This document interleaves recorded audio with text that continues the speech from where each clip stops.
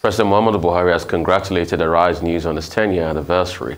He praised the channel's effort in promoting pride among Nigerians, saying, and I quote, "I pay my respects to Arise News on this iconic historic occasion, marking a proud chapter in the development of broadcasting industry in the country.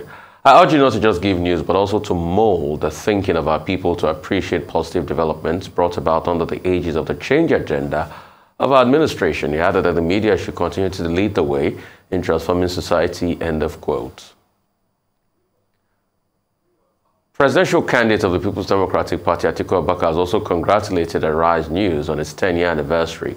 He hailed Arise as one that holds great promises, saying, and I quote, 10 years after, Arise has become a broadcast channel of choice that has deployed IT and innovation in telling the African and Nigerian story in refreshing ways. I'm proud of the TV network for a decade of groundbreaking journalism, end of quote. All right, when we get all the gallows, we talk about it too. So a decade of groundbreaking journalism. I had to repeat what the presidential candidate of the PDP said. And thank you, Mr. President, for acknowledging and recognizing the great work that Arise News Channel has done over the years, 10 years. Bill Moyers said, American journalist and political commentator, that the quality of democracy and the quality of journalism are deeply entwined. Therefore, if we must see a thriving democracy, then we must have a thriving media. We must have thriving journalists. And so I really must applaud the Arise News Channel's team. And allow me at this point to pay tribute to the people at Arise who've made this dream and vision of 10 years ago become such a great reality. Obviously, starting with the chairman and founder, the visionary, Prince Nduka Obagbena, who has worked tirelessly and has proven through his track record in media, 28 years of This Day newspaper, 20 years with the Arise Fashion Week, which is currently ongoing, and now 10 years of Arise. Perhaps the big question we should ask him is, what next? So now that we have told the story of the world from an African perspective on the platform of Arise News Channel, the reward for good work is more work. So, sir, this is putting a thought to you and a challenge that what is the next big thing in media from the Obagbena stables? Dr. Bati? Okay, we already paid our own tributes at a previous occasion to, the Diesel Group, to Arise News at 10, to the Arise Fashion Week. The main comment is on what the president has said and what Atiku Abubakar has said. And congratulations are in order. It's a fitting recognition of how Arise News and the entire, Arise News This Day group, has been able to promote the African story, promote the narrative. And it's good to see the president, congratulating Arise News, and also Atiku Abubakar congratulating Arise News and joining Arise News and This Day newspaper, which both belong to the same group. However, to both persons, I think what is more important for leaders is to promote the role of the media in society, and for our leaders to continue to realize that the role of the media is a constitutional role under Section 22 of the Constitution, and also Section 39 of the 1999 Constitution.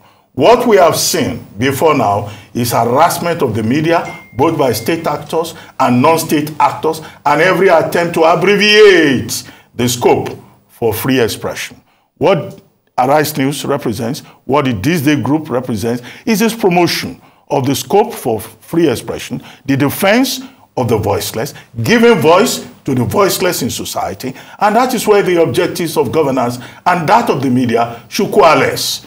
So for President Buhari, that is leaving, he still has one major assignment, the 2023 general elections, and to ensure that in keeping with this his praise for Arise News and This Day, that he defends the rights of the media, and also that whoever is coming in as president, whether it is Atiku or the APC or Labour Party or the NNPP, realizes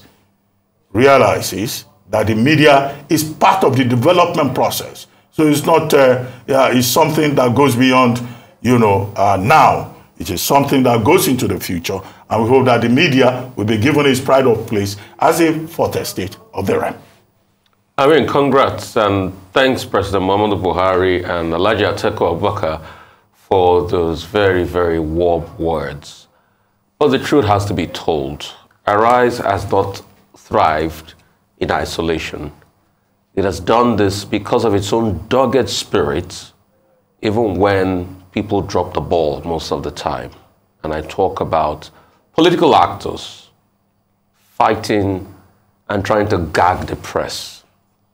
Arise is what it is today because of the appreciation of the fact that it is only a robust media that can save society, and might I add, a waning society in this regard. And that's why Arise has positioned itself as a beacon of hope, and it will continue to state its own side and the side of everybody, all the stakeholders, giving a balance to all, despite the gagging and the threats of the press.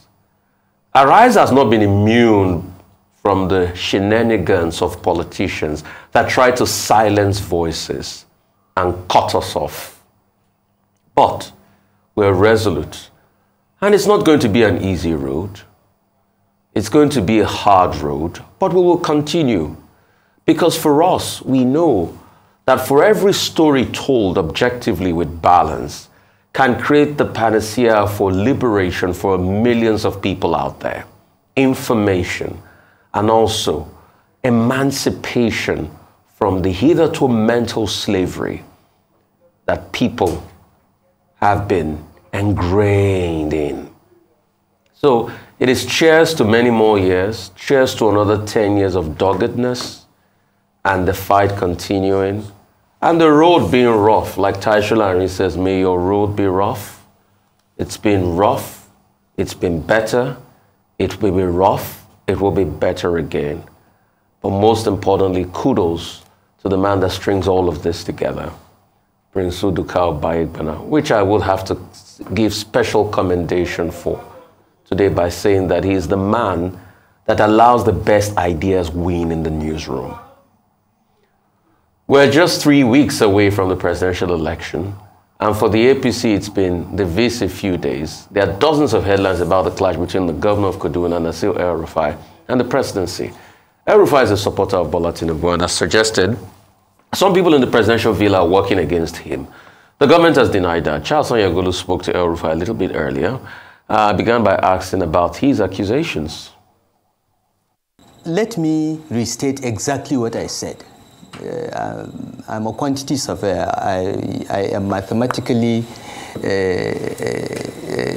tuned to be accurate even in my use of words.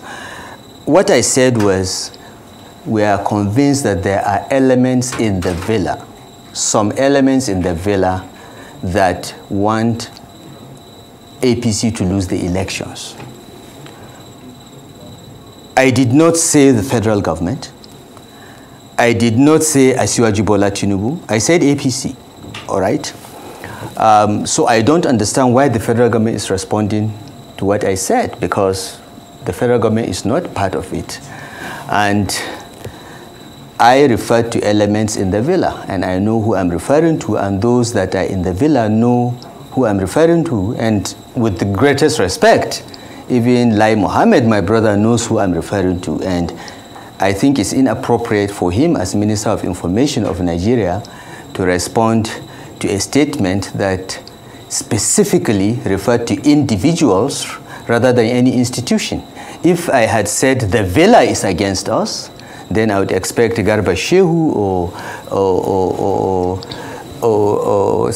Adeshina, my two brothers, to respond to me. If I said the federal government was frustrating the APC, then I would expect Lai Mohammed to respond. Why he responded to that, I cannot fathom, frankly.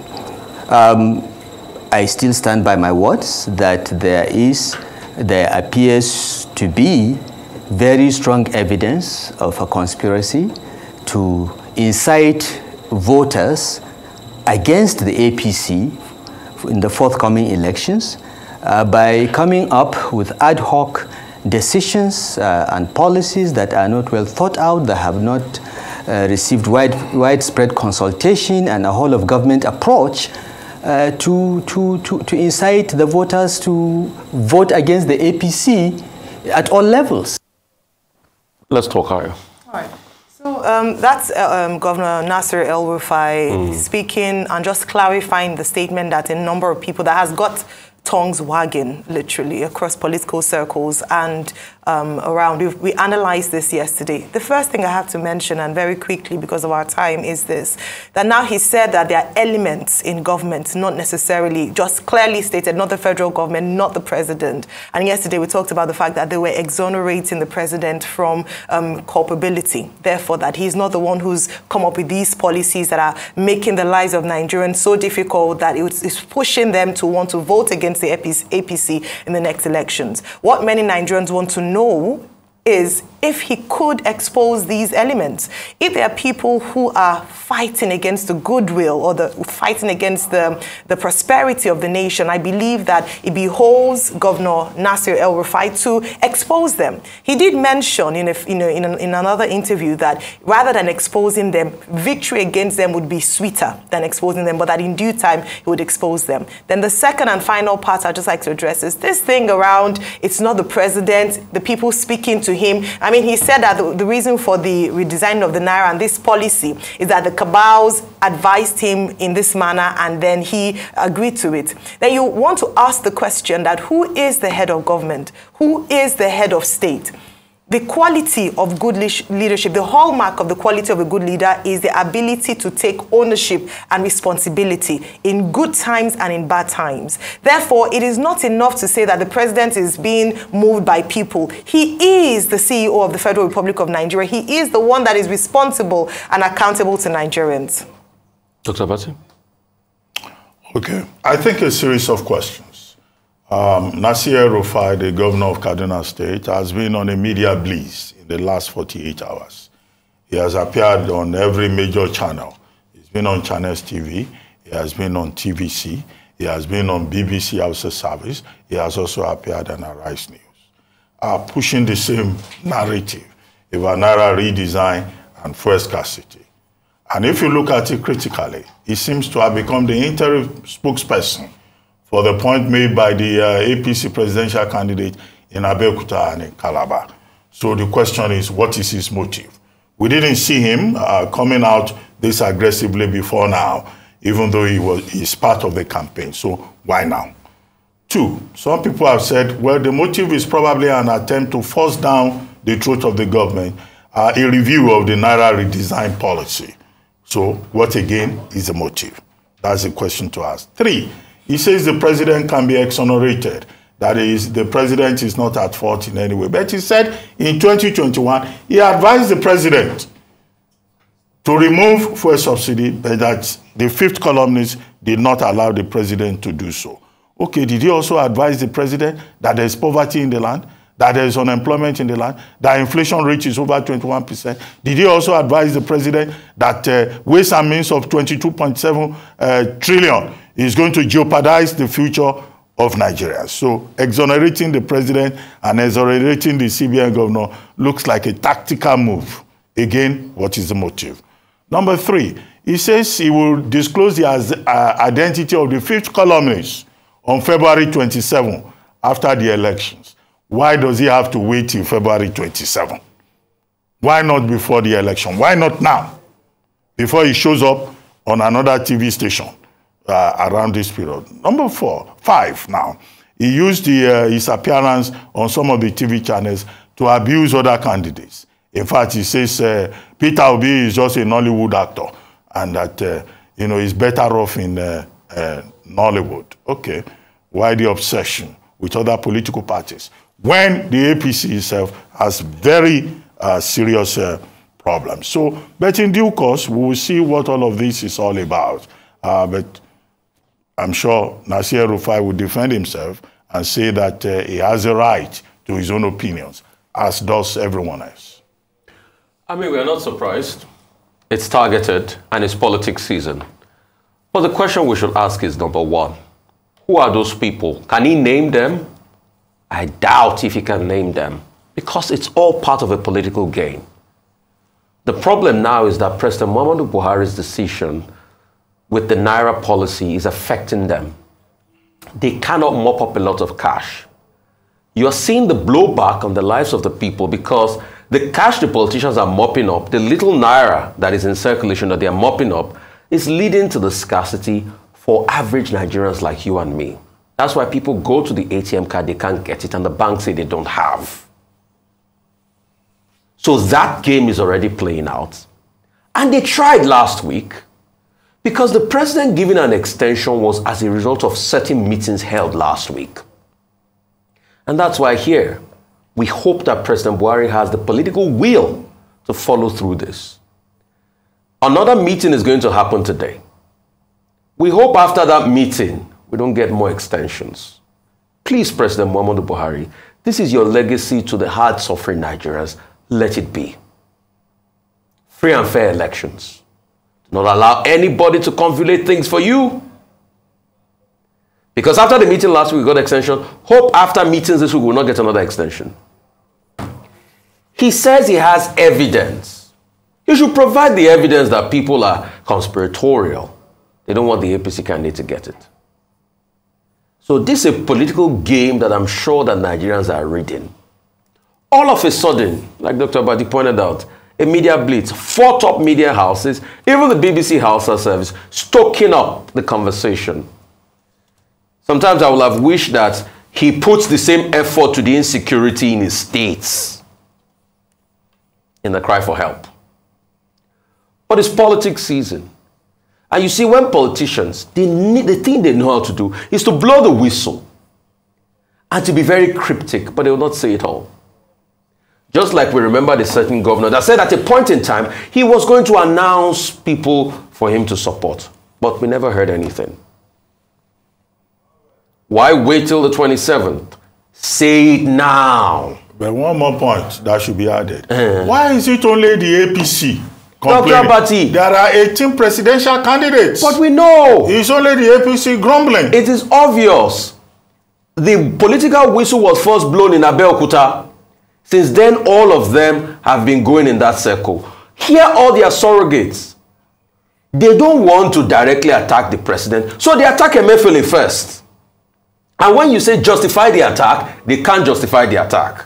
Oh, the president is not the bad person. Hear all the surrogates in the coming days. It's one refrain, Emefiele, Emefiele, Emefiele. But when meetings were held last week, it was with the president. And Emefiele had to comply. Please, President Muhammadu Buhari, you signed electoral laws into being. The thing we tout as your legacy is this electoral law. Please ensure you deliver free and fair elections.